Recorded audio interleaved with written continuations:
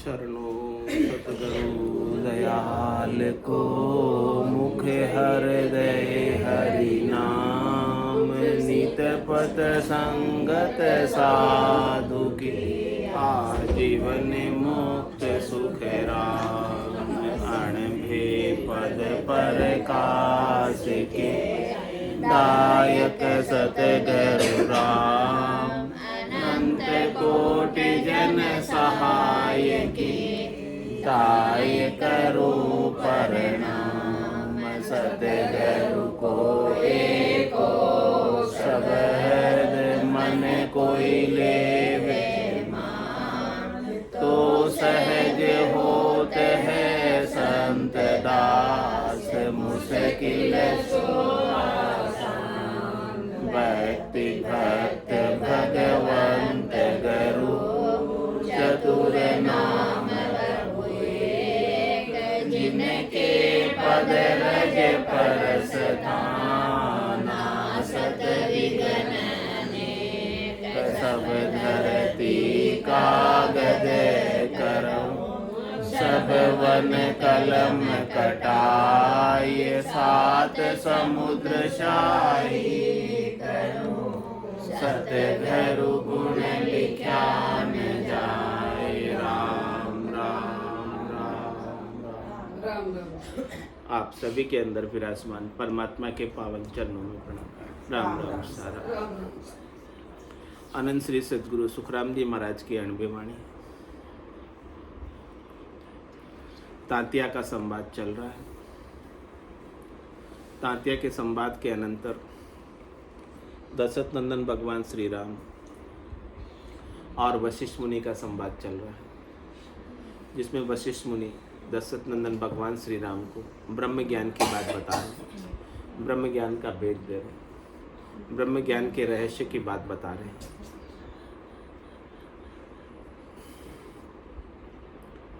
तो ब्रह्म ज्ञान में महाराज बता रहे हैं,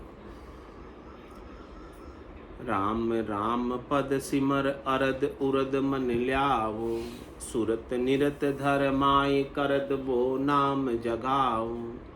वहाँ के संग तुम हो ये ब्रह्म को देखो जाई, पार ब्रह्म को चैन द्वार दसवे के माही।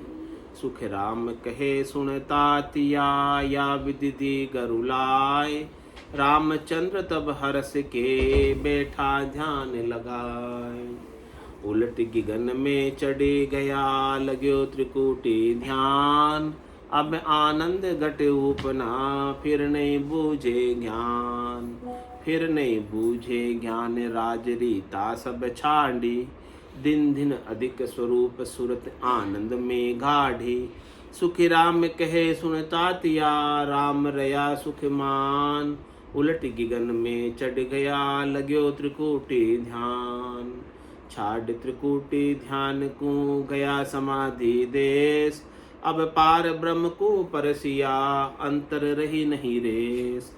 अंतर रही नहीं रेस, दिन दिन कहे गरुताई। अब मेरे आनंद भरम राख्या नहीं माई। सुखी राम कहे सुनता तिया, तजा सकल जग वेश।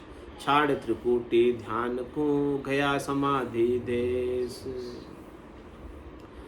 दशरथ नंदन भगवान श्री राम ने जब ब्रह्म ज्ञान को प्राप्त करने की बात पूछी, तो उन्होंने बताया कि राम राम पद सिमर अरद उरद मन ल्याओ।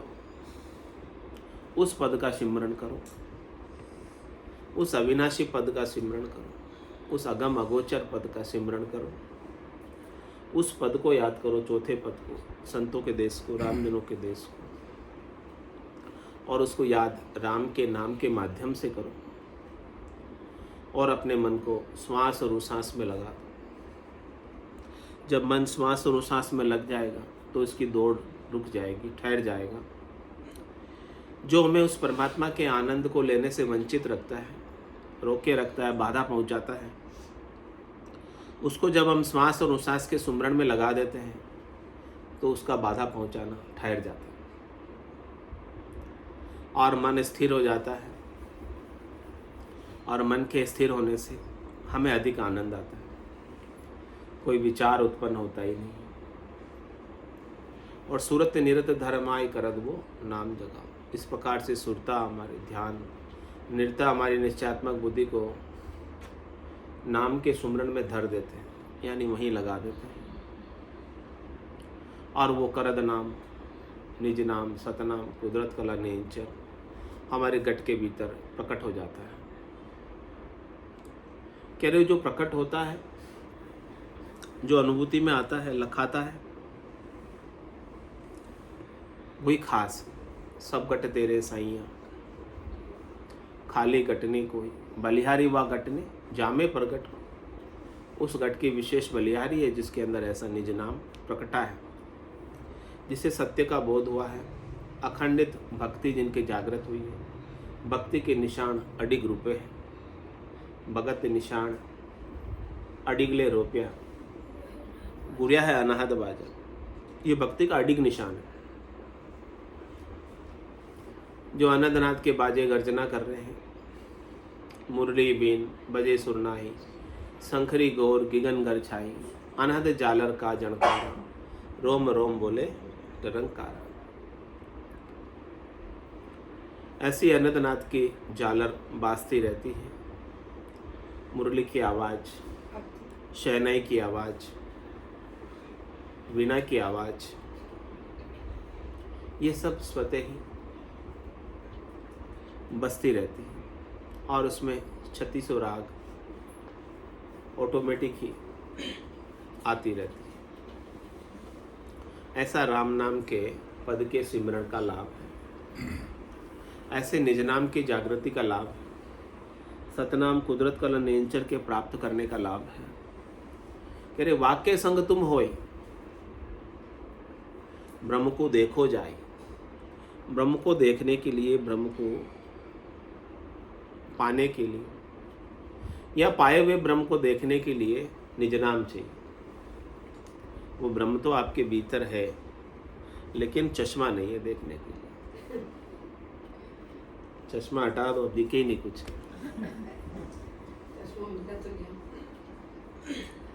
सदगुरु ज्ञान का निज नाम का चश्मा दे देते, ऐसे लगा देते। दिखता है। तभी आने की जल्दी थी मेरे, जो मेरे को जरूरी टाका लेना था। एक चश्मा लग रहा है, एक और लगा लिया उसके ऊपर। उतारा तो 2 उतारे। मैंने कहा ये 2 चश्मों में टाका ये निकल जाएंगे, आवाज देने वाले बंद। लगन है आपकी सत्संग में आने की, आने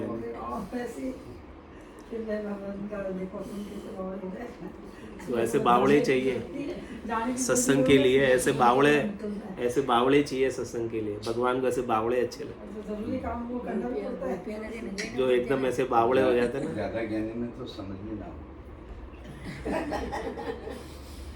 हर की का सुप्राण मौसू लगे न जाए, समझा सोड़ा पावना घोड़ा निज पर। भोले होते वो निज पर मिल जाता है। जो ज़्यादा समझदार होते हैं वो हरि की गति को प्राप्त नहीं कर सकते।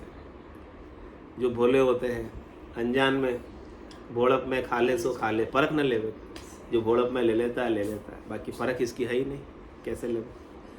तो कह रहे सदगुरु जो है निज नाम का चश्मा आपके ऊपर लगा देते, तो आपके भीतर जो परमात्मा विराजमान है ना, वो आपको दर्शन में आने लगता है। बिना चश्मे के जैसे कुछ दिखता नहीं है, वैसे बिना निज नाम के भी परमात्मा नज़र नहीं आते अपने पास होते हुए भी।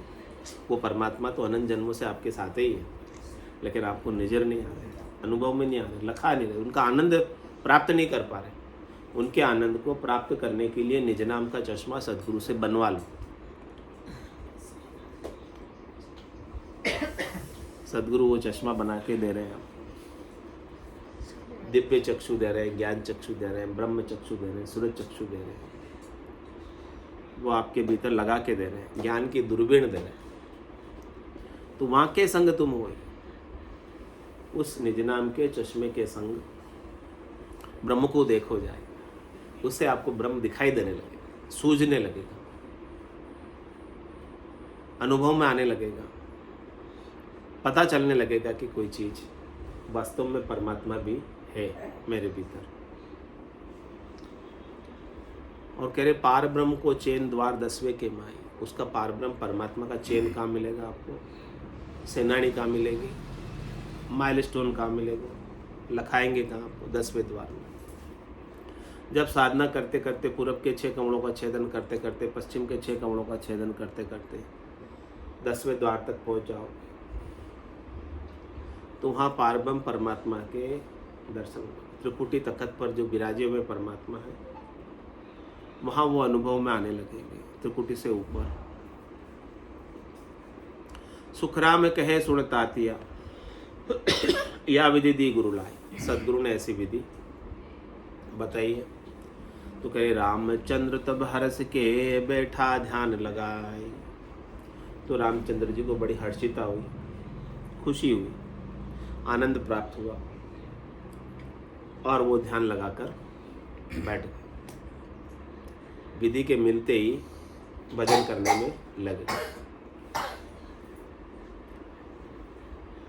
और जैसे जैसे भजन करने लगे भजन का आनंद खंड पिंड ब्रह्मांड में आने लगा। तो उलट गिगन में चढ़ गया लग्यो त्रिकुटी ध्यान। शंखनाल के अंदर कंठ कमल पर जागृत हुआ, हृदय कमल पर प्रेम का प्रकाश हुआ, नाभि कमल से रग रग रोम रोम नाड़ नाड़ में फैल गया और शेष गणेश के स्थान को पार करते हुए, शंखनाल को पार करते हुए, यानी पूरब की नाड़ को पार करते हुए पश्चिम की नाड़ जो ऊपर चढ़ने की बंक नाड़ है जिसमें मेरुदंड की 21 गांठें हैं स्वर्ग की, उन 21 गांठों को पार करते हुए इड़ा पिंगला सुषुम्ना का बोध करते हुए, उसका अनुभव करते हुए, उसका आनंद लेते हुए सिर के ऊपर होकर त्रिकुटी में आ गए और उनका ध्यान त्रिकुटी में लग गया। अब त्रिकुटी में उनके त्राटकी बंद लग गए। ये एरिया जो त्रिकुटी का है ये पूरा ये भारी भारी होने लगे, खिंचाव होने लगे। त्रिकुटी में ध्यान की पहचान है कि जब आपका शब्द त्रिकुटी में होता है और त्रिकुटी में ध्यान लगता है तो यहाँ खिंचाव होता है, त्राटकी बंद लगता है, सारी नस नाड़ियाँ इसकी ध्यान के अंदर खिंच जाती है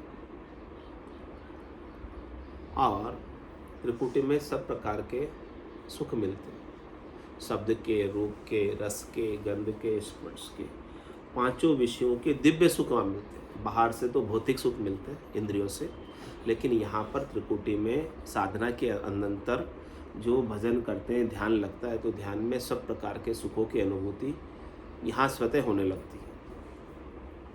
अब आनंद घट उपना फिर नहीं बूझे ज्ञान। अब जब आनंद उत्पन्न हो गया तो अब उनका प्रश्न पूछना रुक गया। जब तक आनंद नहीं आ रहा था तब तक तो प्रश्न पूछ रहे थे। जब आनंद में समा गए तो सारे संशय, सारी शंकाएं,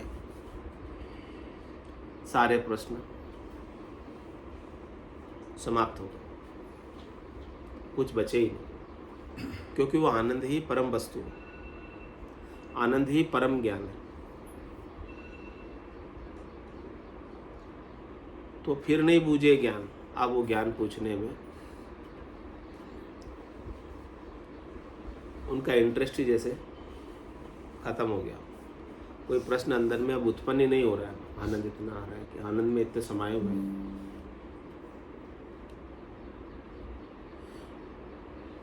और फिर नहीं बूझे ज्ञान, राज रीता सब छाड़ी। उन्होंने जो राज रीत थी, जो उनके नियम थे नित्यपथ के, अब वो नियम भी छूट गए, छोड़ने नहीं पड़े, छूट गए। राजरीतों के अनुसार उन्हें ये करना वो करना सब चीज़। जब आनंद में बैठ गया आदमी, अब वहाँ से उसे उठ के जाने की इच्छा नहीं होती, तो उसके लिए फिर नियम वियम कुछ नहीं होते, सारे नियम भी उसके लिए गौण हो जाते हैं। नित्यनेम जो होता है कि ये करना ही करना, करना ही करना, वो सब करने वाली क्रियाएं उनके लिए अब गौण महत्वहीन है। हो गया तो ठीक, नहीं हुआ तो ठीक, परम आनंद को प्राप्त हो गए। अपने आप ही राजरीतों से सुख लेने की इच्छा का इंटरेस्ट खत्म हो गया परम आनंद के सामने। और क्या करे, दिन दिन अधिक स्वरूप सूरत आनंद में काटे। अब उनकी सुरता गाड़ी किसमें? अपने निज स्वरूप, अपने निज रूप में, सत्य स्वरूप में, परम आनंद में, परम विश्राम में सुरता गाड़ी होती जा रही है। गाड़ी यानी पक्की होती जा रही है, दृढ़ होती जा रही है, मजबूत होती जा रही है सुरता। अब सुरता जब उधर दृढ़ हो गई, मजबूत हो गई, तो अब बाहर नहीं भटकती है, बाहर अन्यत्र अब कहीं जाती नहीं। करे सुखराम कहे सुन तातिया, राम रया सुखमान। इस प्रकार से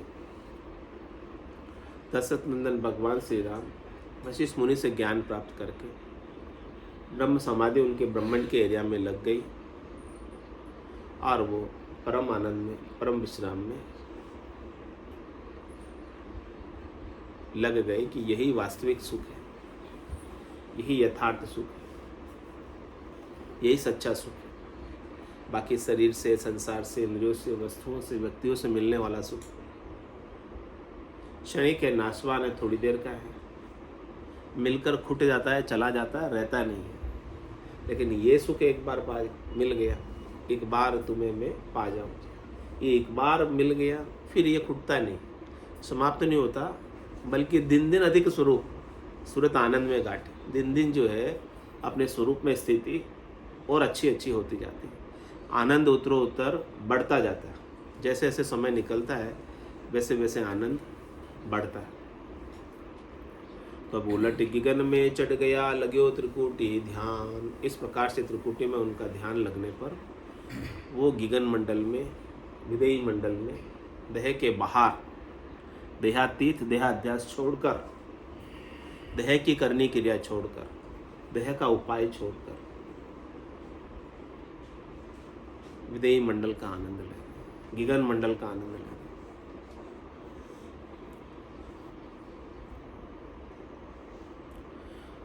छाड़ त्रिकुटी ध्यान को गया समाधि देश, अब पार ब्रह्म को परसिया, अंतर रही नहीं रेस, अंतर रही नहीं रेस, दिन दिन कहे गरुताई, अब मेरे आनंद भरम राख्या नहीं माई, सुखराम कहे सुनता तिया, तजा सकल जगवेश, छाड़ त्रिकुटी ध्यान को गया समाधि देश। जो त्रिकुटी के एरिया में ब्रह्मांड के अंदर ब्रह्म समाधि लगी थी, त्रिकुटी का 12 उंगल का जो एरिया है 10वें द्वार तक, वहाँ समाधि उनकी पहले लगी। पहले ध्यान समाधि लगती है, फिर ब्रह्म समाधि लगती है, फिर इखर समाधि लगती है, फिर सता समाधि लगती है, फिर सुन समाधि लगती है। इस प्रकार से महाराज सम्मानी के त्रिकुटी के ध्यान को छोड़कर वो अब सता समाधि में गए। त्रिकुटी के अंदर ब्रह्म समाधि थी, इखर समाधि थी, दोनों समाधि से आगे की अवस्था को वो प्राप्त हुए, जो सता समाधि के रूप में सर्वत्र बनी रहती है, यानी हमेशा बनी रहती है। सर्वत्र सता को ही अनुभव करते हैं, जहाँ भी जाते हैं तो सता उनके संग ही रहती है, कहीं वो सता से अलग होते नहीं। कहीं भी गए, कहीं भी कुछ खा रहे, पी रहे, सो रहे, लिव लागी टूटे नहीं, उठ बैठ कर काम। इस प्रकार से सता समाधि से लिव लग गई, तो अब खा रहे, पी रहे, सो रहे, उठ रहे, बैठ रहे, काम कर रहे हैं, तो लेकिन वो परम सता से जुड़े। ऐसी सता समाधि, ऐसा ब्रह्म का विचार उनके गट के भीतर सता समाधि के रूप में हमेशा बना रहता।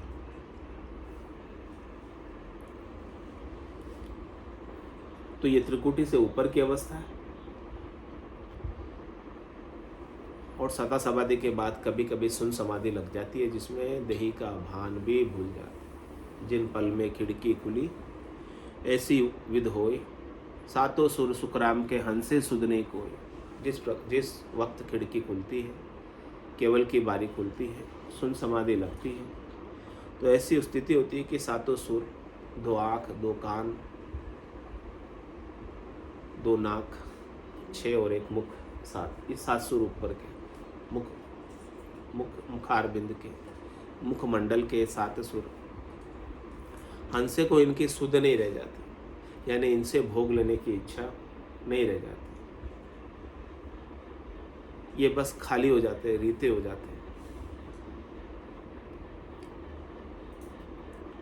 तो ऐसे त्रिकुटी ध्यान को छोड़कर गया समाधि देश, उस सता समाधि के देश में और सुन समाधि के देश को प्राप्त किया। अब पार ब्रह्म को परसिया, अंतर रही नहीं रेस। अब पार ब्रह्म परमात्मा को उन्होंने परस लिया, यानी प्रत्यक्ष होकर लिया। पहले तो परोक्ष थे, इंद्रियों के द्वारा जो दर्शन हो रहे थे वो तो परोक्ष दर्शन थे, लेकिन इंद्रियातीत परमात्मा के उन्होंने आत्म चेतन से दर्शन किए, सदगुरु के ज्ञान के चश्मे से, निज नाम के चश्मे से, बाहर के इंद्रियों से नहीं किए। या नैना नहीं देखिया अजब अनुपम चैन, सुखराम सूरत नैन सु देख कर भागत वो अभ्यास। तो इस प्रकार से उन्होंने दर्शन प्राप्त किए, असली दर्शन प्राप्त किए। जब असली दर्शन मिल गए, परमात्मा के असली स्वरूप का बोध हो गया, असली स्वरूप को पा लिया, तो करे अंतर रही नहीं रेस।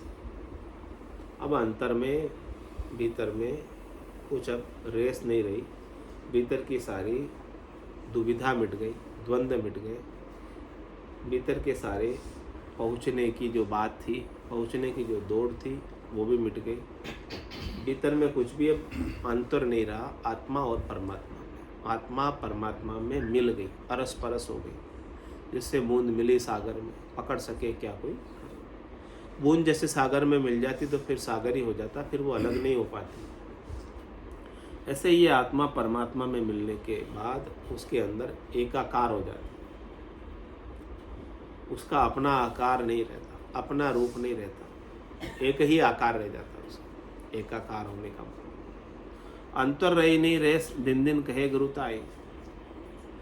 फिर वो क्या कहता है, सतगुरु ने जिन्होंने ऐसा ज्ञान मुझे बख्शिश किया, उनको दिन हो दिन हो दिन हो। जितना दिन बोलते हैं, बोलते जाते हैं, और कुछ नहीं बोल पाते, दिन दिन करके ही उनको कहते हैं। अब मेरे आनंद भरम राख्या नहीं माई, अब मेरे बहुत आनंद है। मेरे जितने भी भरम थे, शरीर से, संसार से, इंद्रियों से, वस्तुओं से, व्यक्तियों से सुख लेने के, वो एक भी नहीं बचे। महारस से ज्ञान आनंद पद उपजे, जदियो निर्भय हुई। इस प्रकार से जब सद्गुरु के ज्ञान से महारस प्राप्त होने लगता है, तो छोटे मोटे सुखों के अभिलाषा जो होती है, मनोकामना जो होती है, वो मिट जाती है। और ये छोटे मोटे सुखों का जो मैं भ्रम था कि सुख मिल रहे हैं, वो अब नहीं रह गया। सुख राम कहे सुनता तिया, तजा सकल जगवेश। कह रहे कि संसार के जितने भी वेश थे, वो सब छोड़। इस आत्मा ने कितने वेश धारण कर रखे हैं संसार के। स्थूल शरीर का वेश धारण कर रखा है, सूक्ष्म शरीर यानी मन बुद्धि चित्त अहंकार 5 प्राण, ये नौतत्लिंग शरीर का वेश धारण कर रखा है। इसके बाद कारण शरीर का, इच्छा शक्ति, वैभव नाम का गुण, जिस कारण से जीव बना है, उस कारण शरीर को भी इसने ओढ़ रखा है, धारण कर रखा है। वैभव नाम का गुण होने से ही बार बार जीव बन जाता है। सुख लेने की इच्छा होने की वजह से जीव बन जाता है। इन सारे वेशों को अब छोड़ दो। ये सब जग के वेश, ये सब जग के आवरण, जग के कपड़े हैं जो इस आत्मा ने पहने हुए हैं। एक के ऊपर एक, एक के ऊपर एक, एक के ऊपर एक, सारे कपड़े इसने पहने। इन सब कपड़ों को उतार कर आत्मा एकदम परमात्मा से मिलने लायक हो गई, सत का वेश धारण कर लिया। जो सतगुरु ने दिया था सत का वेश, सत स्वरूप का वेश, उस वेश को धारण कर लिया। बाकी संसार के वेश छोड़, क्योंकि संसार के वेश के साथ चौथे लोक में प्रवेश निषेध है। इस देह से उस लोक में नहीं जा सकते। इस देह को रखते हुए उस लोक की प्राप्ति नहीं हो सकती। इस देह का देहाध्यास छूटता है, इनसे सुख लेने की इच्छा छूटती है, तब वो चौथा लोक मिलता है। 3 लोक सु भया उदासी, जैजन अमर लोक का उदासी। पूरी त्रिलोकी के सुख से जो उदासीन हो जाता है, उसे अमरलोक का सुख मिलता है। तो कह रहे कि इस प्रकार से सारे संसार के वेश ऐसे परम आनंद को प्राप्त करके छोड़ दिए। छोड़ दिए या छूट गए? छूट गए। छोड़ने की जरूरत भी नहीं रही, अपने आप ही छूट गए। तो अब छाड़ त्रिकुटी ध्यान को गया समाधि देश। ऐसे समाधि देश को दशरथ नंदन भगवान श्री राम ने प्राप्त किया त्रिकुटी छोड़कर, क्योंकि त्रिकुटी के आगे है वो परम पद। तो जब ऐसी स्थिति को पा गए दशरथ नंदन भगवान श्री राम, तो अब सबको चिंता पड़ी ओ कुण कर सी कराज। रामचंद्र तो आप कर बैठा जुग काज, कर बैठा जुग काज लोक सब चालर आया। कह ऋषि जी को आण कहा तुम बेव बताया। सुख राम देव ऋषि को कहे बिगड़ गयो सुर काज। अब को शरणे कोण के कहाँ हम जावा भाग। अब सबको चिंता है कि दशरथ नंदन भगवान श्री राम तो समाधि में बैठ गए, ध्यान लगा के बैठ गए। अब जैसे अपन भी ध्यान लगा के बैठ जाते तो घर वालों को चिंता हो जाती है, अब रोटी कौन बनाएगा, ये ध्यान में बैठे हुए। ऐसा ही हो जाता। ऐसे ही दशरथ नंदन भगवान श्री राम ध्यान में बैठ गए तो सब देवताओं को चिंता हुई। हे रामचंद्र जी, आपने तो अपने युग का काज सवार लिया, सार लिया। यानी आपने तो अपनी मनुष्य देह प्राप्त करने को सार्थक कर लिया, सफल कर लिया, इस ब्रह्म ज्ञान को उपलब्ध पाकर सदगुरु से। रामकृष्ण अवतार गुरासु मोक्ष सिधाया। सदगुरु से, वशिष्ठ मुनि से आपने ज्ञान प्राप्त करके अपने देह का काज आपने सार लिया, अपनी आत्मा के कल्याण का काज आपने तो सार लिया। कर बैठा जुग काज लोक सब चाला। पूरी त्रिलोकी के देवता, नर नारी ऋषि मुनि सब चल कर आए। क्या बोले? कह ऋषि जी को आण कहा तुम बेव बताया। वशिष्ठ मुनि को ओळमा देने लगे। क्या ओळमा दिया? कि आपने दशरथ नंदन भगवान श्री राम को क्या भेद बता दिया, ऐसी क्या बात बता दी आपने इनको, ऐसी विशेष खास। तो जिस निमित्त से आए थे राक्षसों का वध करने के लिए, भक्तों की रक्षा करने के लिए, संतों की रक्षा करने के लिए, ऋषियों की रक्षा करने के लिए, वो काम तो अब ये करेंगे नहीं, क्योंकि ये तो समाधि में चले गए। इनको तो परम आनंद की प्राप्ति होगी। अब इनको कोई काम करने की इच्छा ही नहीं रही। इनको तो सारी इच्छाएं मिट गई, चाहना मिट गई, वासना मिट गई, आशा मिट गई, तृष्णा मिट गई, मनोरथ मिट गए, मनोकामना मिट गई, संकल्प मिट गए, विकल्प मिट गई, राग मिट गई, द्वेष मिट गई, तेरी मिट गई, मेरी मिट गई, पूर्वाग्रह मिट गया, धारणा मिट गई, सब मिट गया इनका। अब क्या करेंगे? ये तो एकदम बिगड़ गए। कैसे बिगड़ गए? मैं बिगड़ियो हूँ राम दिवाई, तुम मत बिगड़ो लोई। ऐसे बिगड़ गए। पारस के संग लोहो बिगड़े। लोहा तो बिगड़ गया, कुल अंश रहे हो नहीं कोई। चंदन के संग बागज बिगड़े, पूरा भाग ही बिगड़ गया।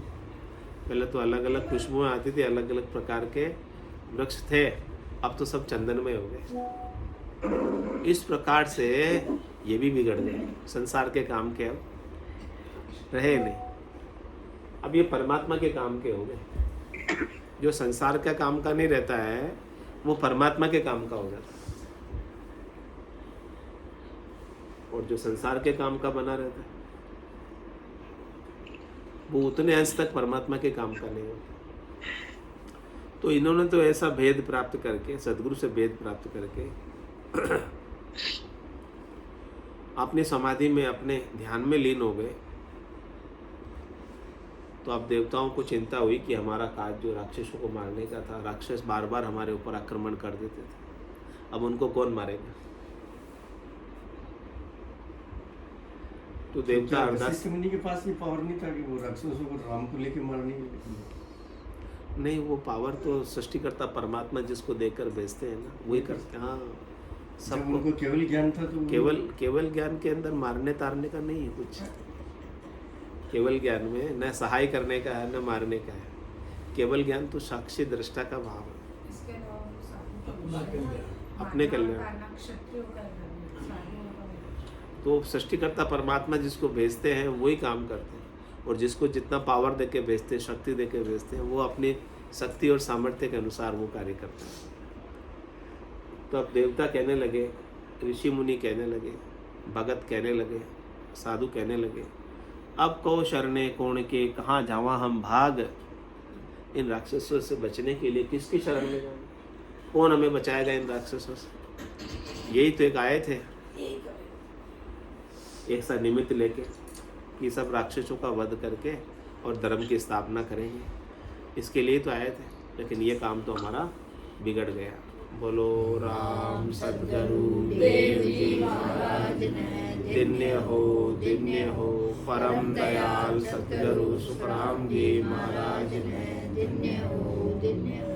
अनंत श्री सद्गुरु सुखराम जी महाराज के ज्ञान सत्स्वरूप भगवान केवली भगवंता ने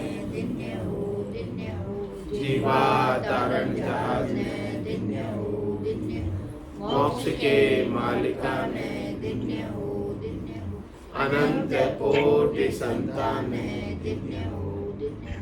राम सभा में राम राम सा राम राम सा राम राम राम राम राम सा सत्संताने सत्संज्ञाने राम राम राम राम राम राम राम राम राम राम सत्स्वरूप में नाम केवल परम विद्या सद्गुरु प्रणाम नंद देवी राज्यम परम भागम संतोषम